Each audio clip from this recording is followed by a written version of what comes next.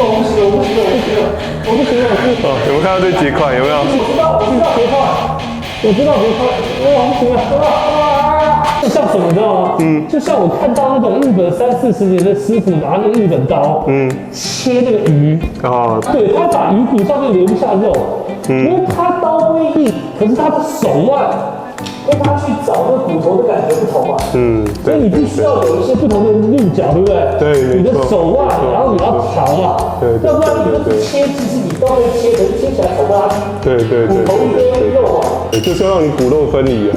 我要讲个最屌的，就是过往这么疼痛完，你会结束完1分钟，你会真的感觉到是疼痛跟疲劳感，但我发誓，就是只有当下100%疼痛完，其实你会觉得它是，就是这个是松的。